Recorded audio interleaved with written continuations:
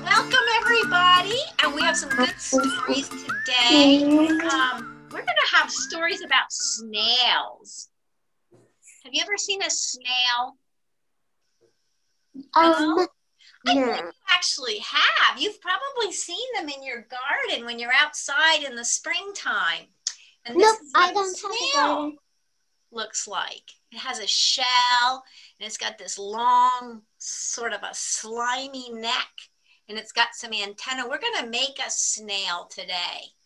And I thought I would show you this book first because it gives us some information and some facts about snails, because in our story that we're going to read called Snail Crossing, the author and illustrator, Corey Tabor, did a really good job of understanding snails. I think he did some research before he wrote his book. So I thought it'd be neat to take a look at and learn some facts about snails. And then when I'm reading the story, you can say, oh, I remember that. I remember learning about that.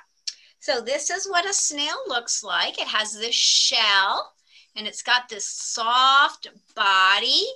These are animals, they're called invertebrates. That's a big word. That means they don't have a backbone. If you feel in your back, you can feel that you have a backbone. Can you feel that spine going down the middle of your back? Yeah, we are vertebrates because we have backbones, but snails, they don't have backbones. They're invertebrates. And it says here that snails are very slow. And we're going to see that in our story today, because this story is all about a slow snail. And it says they're one of the slowest animals in the world. They travel very slowly. Next, Kris, I remember something I said about snails. Do you? When they're so slow because they have no legs. Well, maybe that's part of it. They have to just creep with their body. Yes. Yeah. Like slide. And this talks about the fact that the snail has this shell on its back, and that's kind of where it hides. So and the shell also protects its body because its body is soft and squishy. So if something is coming for it, or it needs to hide, it goes inside its shell, its hard shell, for protection.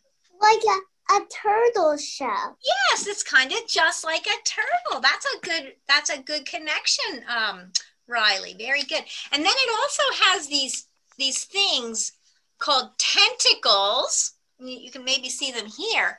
And at the end of the tentacles are its eyes. Can you imagine if our eyes stuck out on a tentacle? Wouldn't that be kind of funny? Our eyes are stuck inside of our faces, aren't they? But the snail has his eyes on the end of his tentacles. And then it says here that the snail's foot is connected to his head. Could you try to put your foot up to your head? That would be hard to do, wouldn't it? Yeah. So his foot and his head are all part of the same body part. That's interesting. But that's what he uses to move along and creep very slowly. And the way he moves is he makes this stuff called slime. And you'll see some slime in our story. He leaves a little trail of slime, and that's what he travels on. So that way he can climb over rocks and on plants, and he can slip along on his slippery slime. And then it's also important that a snail's slimy body doesn't dry out. So we usually find them in places like in the forest, underneath leaves, places where the ground is damp. So it keeps his watery body nice and soft and slippery. So, and then this tells us what they like to eat. So here, I don't know if you can tell, he's actually eating a mushroom. Do you guys eat mushrooms? No. No, I love mushrooms. It looks like Vienna, she shook her head yes. But I think also snails like lettuce as well. Lettuce, did you? Yes, and actually it says that. It says they like lettuce and cabbage and spinach. In fact, sometimes snails are pests in our gardens because they eat the things that we're trying to grow. So sometimes we don't really want snails in our gardens because they eat what we eat. And in our story today, you'll see the snail is going to try to eat some cabbage. That's his whole goal. Now here, this shows a lot of snails, doesn't it? Snails, it says that snails like to hibernate in the wintertime. So there might be snails outside. If you go outside and you dig in your dirt, you might find some snail shells, but they're hibernating right now. And some people like to eat snails. So this also says, here's a snake. A snake likes to eat snails. And birds will eat snails. And some other types of frogs and beetles and mice, they eat snails too. So they hide inside their shell so they don't get eaten. And in our story, I think you might see something tries to eat the snail. And this just shows how they hatch from eggs. Lots of tiny little eggs. And this is a big, big snail. It's called a giant African snail. And it said that it can be as big as this book. So that would be neat to see, wouldn't it? A big snail. We're going to make a big snail. Maybe ours is a big African snail. So now we know some facts about snails. I think we're ready for our story. So this is called Snail Crossing. And this is by Corey Tabor. And you can see he has a shell, his hard shell. There's his soft body, and there are his eyes on those tentacles. And if I open up here and I look, I see, remember the slime trails? So you can see wherever the snail went because he left a slime trail. Yeah. There we go. Snail Crossing by Corey Tabor. One lucky day, Snail was out scooting around when he saw the most beautiful sight. I wonder what it was. It was, if you look over here, it was a field of plump, crisp cabbage just across the road. And Snail said to the road, "Well, you won't stop me." So he's got to go all the way across the road. Now remember, snails travel very slowly. Snail had been traveling for some time when he decided to take a break. "Why, I must be nearly there," thought Snail. You can see, here's his little slime trail. Does he still have far to go? Yeah. He does, yeah, because there's the lines down the middle of the road. He's not even halfway across.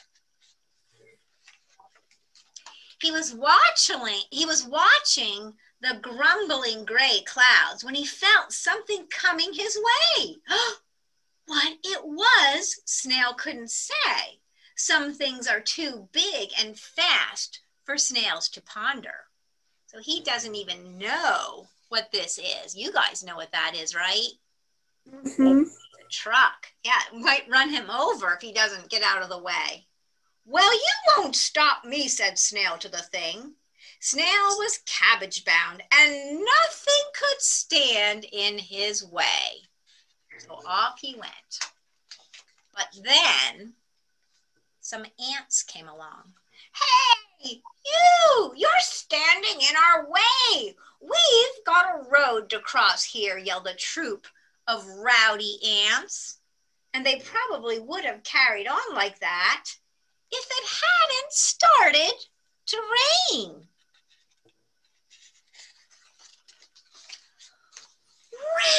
cried the ants. Help, help, help!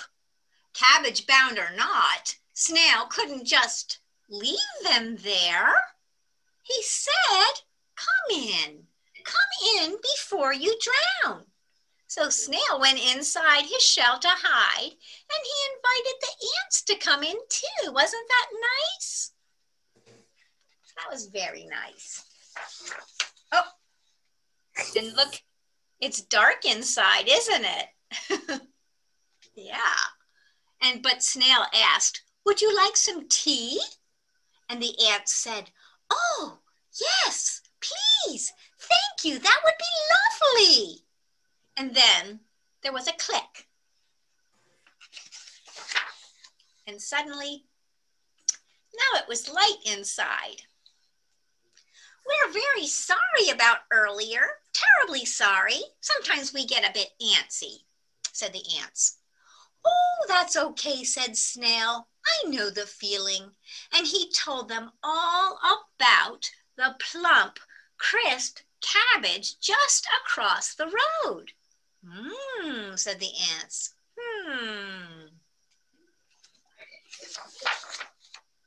When the rain stopped, the ants said thank you, thank you, thank you, and goodbye.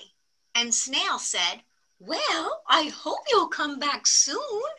And the ants said, oh, you can count on it. And off they went. And Snail said to himself, now where was I? Ah, yes. Snail was cabbage bound. Nothing could stand in his way. So off he went. Snail was scooting right along when he noticed something standing in his way. And it was a hungry crow. And the crow said, lunch. And Snail said, well, you won't eat me. Can't you see I'm cabbage bound? And then he began to circle around and around and around. Evasive maneuvers, he said. He's trying to trick the crow, but he's not getting very far, is he? No. But just in time, a truck came along. Honk, honk. And just like that, the hungry crow was gone. Whew, that was close, wasn't it? Snail was very relieved, but he was also a little dizzy from all that spinning. And then he sang a little song, and it said, cabbage bound, I'm cabbage bound, head in the clouds, foot on the ground. And off he went. There he scooted along across the road, leaving his slimy trail. He scooted and he scooted and he scooted, and suddenly he said, hooray!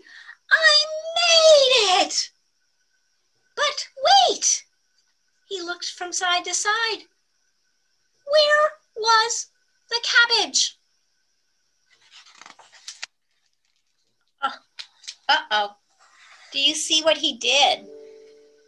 He went out here to the middle of the road, and then he went all around and around and around, and then he got all confused and dizzy, and he ended up right back on the same side of the road. Oh, poor Snail. Poor Snail. But then he saw something. He saw something on the horizon. What was it? Could it be? And look, do you see how there it's kind of far? And now it's getting a little bit closer and a little bit closer. And now it's really close, isn't it? The cabbage was coming to Snail. How could that be? How could that be? How could that be? Said Snail. And the little ants were singing their song. And they said, Snail bound, we're snail bound. And Snail said to the ants, oh, thank you, thank you, thank you, thank you. And then the new friends went inside for cabbage, soup, and tea. And no one felt antsy at all. And that was the end. Yay! So that was a story with a happy ending, wasn't it?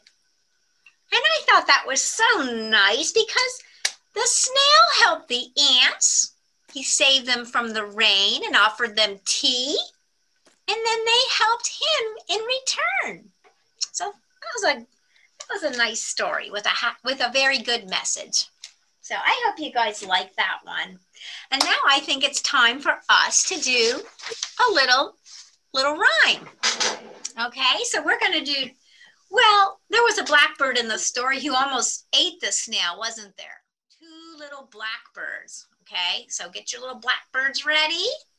Two little blackbirds sitting on a hill. One named Jack, the other named Jill. Fly away, Jack. Fly away, Jill. Come back, Jack.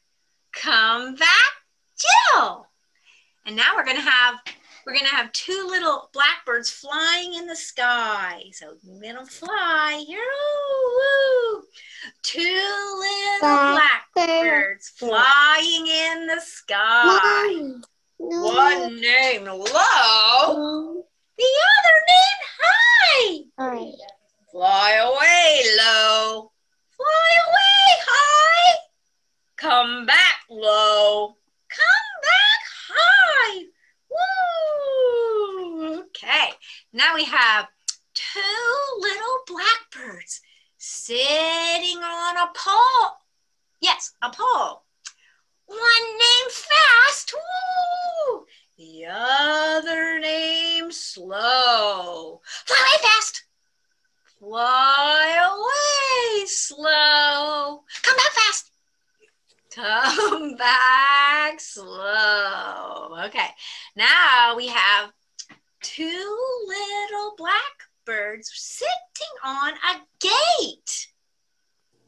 One named Early, one named Late. Fly away early, fly away late. Come back early, come back late. Where's Late? Where's Late? I guess he's a little late. I think he's late. Ah, here he is. Oh, good. He finally made it. Okay, let's do one more. This one's two little blackbirds sitting in a car. One named Near, the other named Far. Fly away, Near. Fly away, Far. Come back, Near. Come back, Far. Yay! You guys were good. You were really good. All right, so now we're going to have another story. And we're ready. This one is cute too. It's about a slow animal. And this one is called Inch by Inch, and it's by Leo Leonni. So this is a pretty old story, but it's a good one. So I hope you like this one. An inchworm is a little insect. It's like a little caterpillar. And it just creeps along by slowly, by bending its little body, just like the caterpillar is very slow. So this is an inchworm. It only moves an inch at a time. Can you make that size with your fingers to show what an inch looks like? That's about what an inch is. So that's about how fast he can move a little bit, an inch at a time. All right, so that's pretty slow. Inch by Inch by Leo Leonni. Here, see him here he's coming down this branch. There he is. One day, a hungry robin saw an inchworm green as an emerald, sitting on a twig. He was about to gobble him up.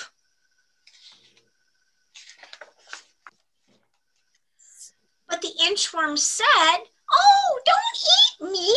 I'm an inchworm. I am useful. I measure things." And the robin said, "Is that so? Well, then how about if you measure my tail?" The inchworm said, "Oh, that's very easy." And so he creeped along up the bird's tail. 1, 2, 3, 4, 5. 5 inches. "Just think," said the robin, "my tail is 5 inches long." So 5 of those. So that's probably about, you can make your fingers that far. Maybe you can go like that. That's probably about 5 inches. And with the inchworm, he flew to where the other birds were and needed to be measured. So he put the little inchworm on his head and he flew off and decided not to eat him. So he came to a flamingo. The inchworm measured the neck of the flamingo. I bet that's really long, isn't it? Wow. Can you make your arms as big as a flamingo's neck? I bet you if you can see me, it's like that big, isn't it? That's really big. That's way more than 5 inches. Then he measured a toucan's beak. Oh, I bet that's quite long, isn't it? The beak, it's very long, maybe 10 inches. Then he measured the leg of a heron. Creep, creep, creep, creep, creep. Herons have very long legs. Then he measured the tail of a pheasant. That looks very long too, doesn't it? And finally, he measured a whole hummingbird. That's a very teeny little bird. Maybe that would only be about an inch or 2. But one morning, a nightingale met the inchworm. There they are, face to face. And the nightingale said, they're birds that can sing, very pretty. "Would you measure my song?" And the inchworm said, "Well, how can I do that? I measure things, not songs." And the nightingale said, "Well, you better measure my song or I'll eat you for breakfast." But the inchworm had an idea. And he said, "Okay, I'll try. You start singing and I will measure." So here he is.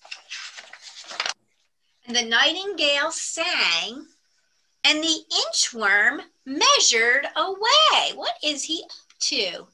He's just moving and creeping and creeping and creeping. He measured and he measured and he measured. So here he goes while the nightingale is singing. Inch by inch. Here he is. Whoops, it's hard to see. He started here and now he's all the way over here. What is that tricky inchworm up to? He inched and he inched and he inched until he inched out of sight. So he was clever. He inched away. He creeped very slowly until he got away from the bird, from the nightingale, inch by inch. Did you guys like that one? Yeah? A little bit? All right, well, let's see here. I think it's time for us to do a counting story, all right? And this time, we're going to use little snowmen, okay? So we're going to do some counting. So we have 5 little snowmen. Let's count them. 1, 2, 3, 4, 5. All right, so we're going to stand up for this one. And we're going to be 5 little snowmen. I got to take my jacket off, guys. Hang on. It's warm in my office. Okay, here we go. Let's be snowmen. So here's we're going to be 5 little snowmen fat, each with a funny hat. Out came the sun and melted one, and that was the end of that. All right, so one of our snowmen melted. I'm going to take him away. And now we have 4. Yes, 4. 1, 2, 3, and 4. So here we go again. Here we go. 4 little snowmen fat, each with a funny hat. Out came the sun and melted one. And that was the end of that. All right, so let's get rid of another snowman that melted. Oh, well, he went away by himself. Here we go. How many do we have now?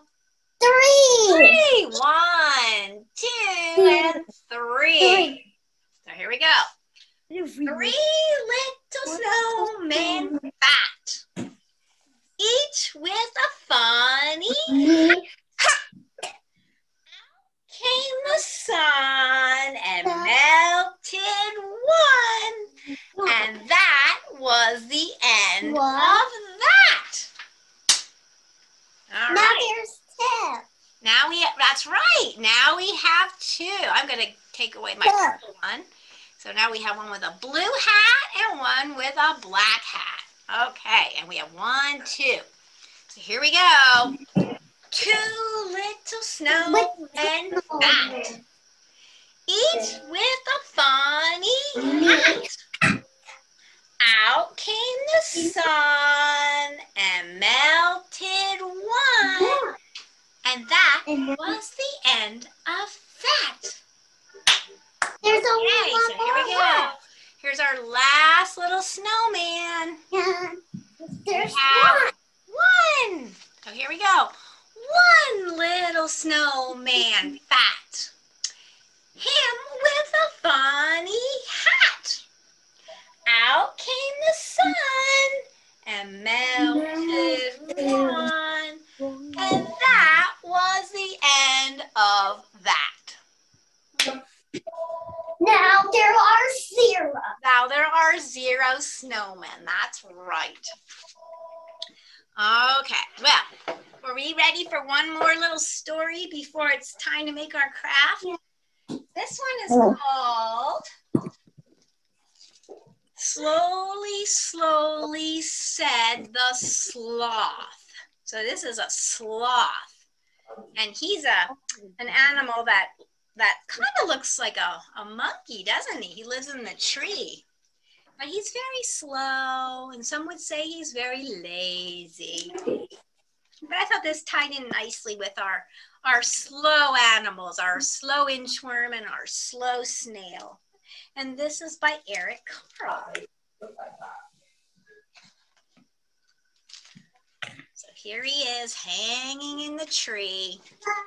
Slowly, slowly, slowly, a sloth crawled along the branch of a tree. Slowly, slowly, slowly, the sloth ate a leaf. Slowly, slowly, slowly, the sloth fell asleep.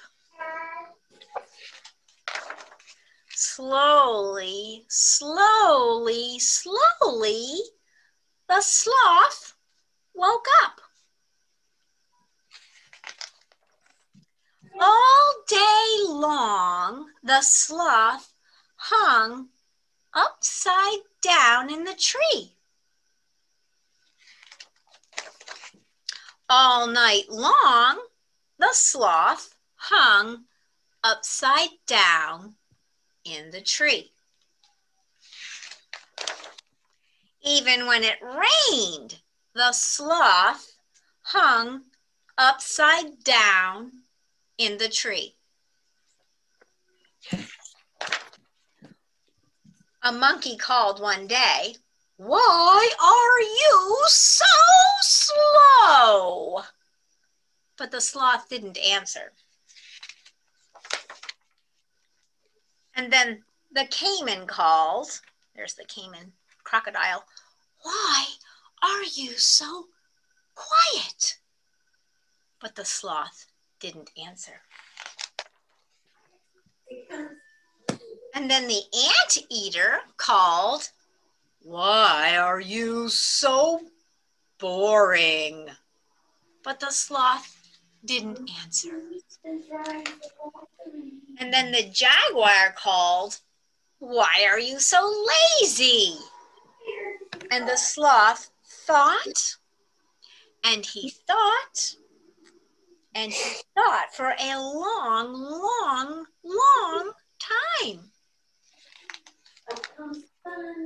And finally, the sloth replied, "It is true that I am slow and quiet and boring.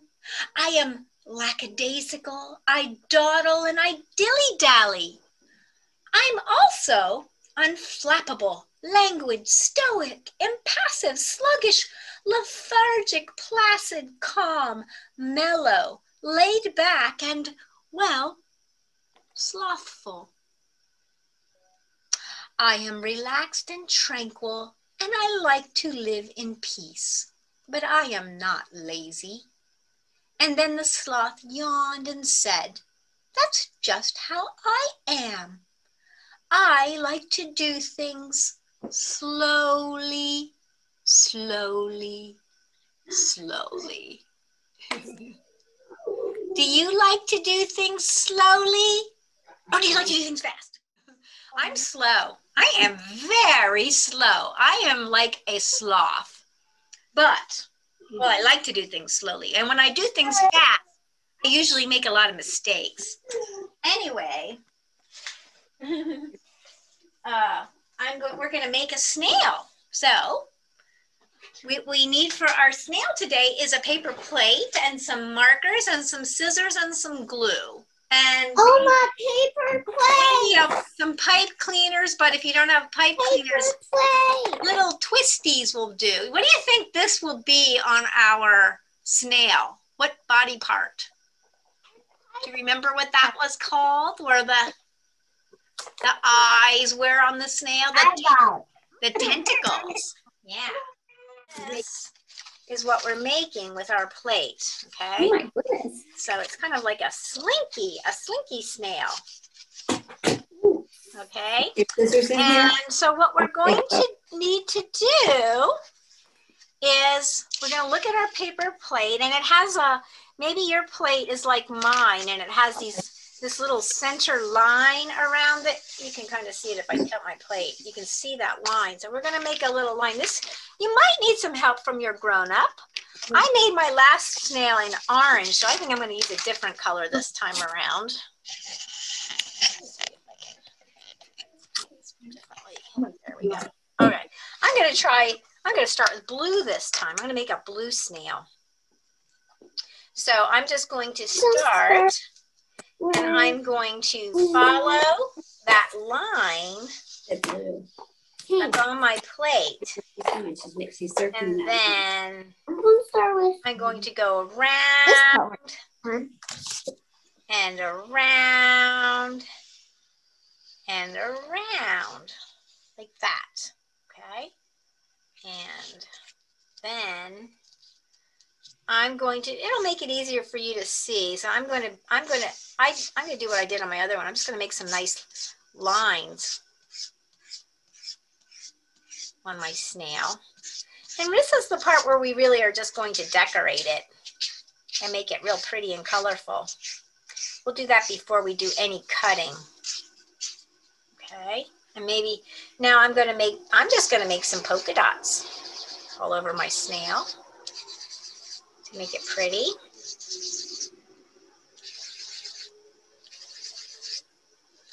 Okay, this is probably be where my first cut line will be. Okay, maybe I'll add some other colors in here. Maybe I'll go with some purple.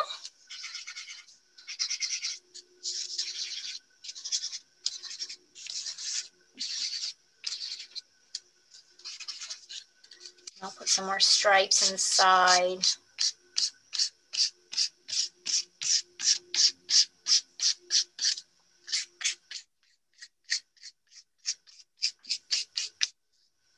Okay, and you can add more colors if you like, but I'm going to stop there and show you what the next step is. So I'm going to just pick a point to cut into that first line where it joins up, and then I'm going to start to cut around that line. I'm just going to follow it around and around.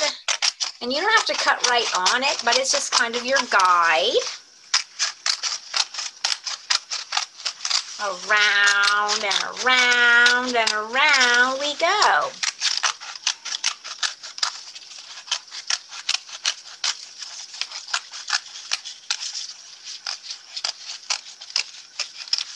Okay, and now we have our fold out little snail body in our shell.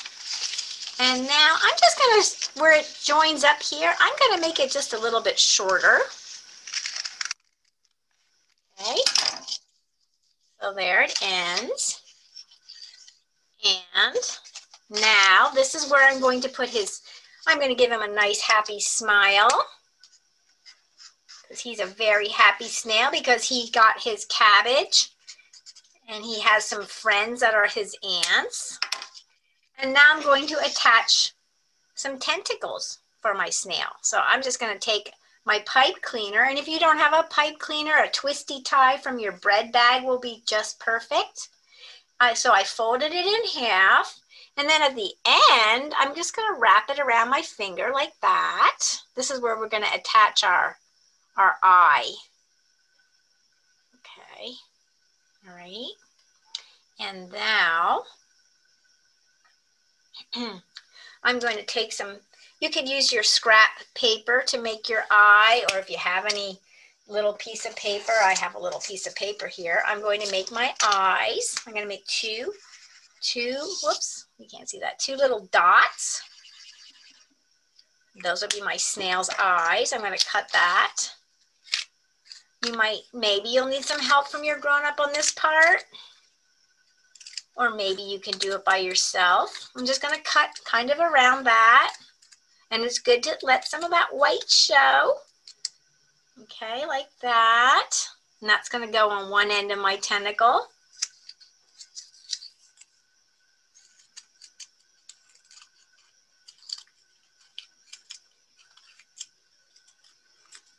Okay, so then I'm going to take some glue. And I don't know if you have, it probably will be better to use this kind of glue than glue stick. But if you don't have this, then you have to use glue stick. And I'm going to put that right in that little hole where I folded around my, lots of glue around there. And now I'm going to put my eye on there. This might need a little time to dry.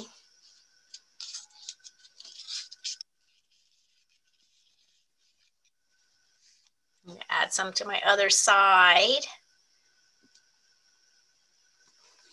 And I'm going to put my other eye on there. And now I'm going to tape him to the, I'm going to tape his eyes onto his body.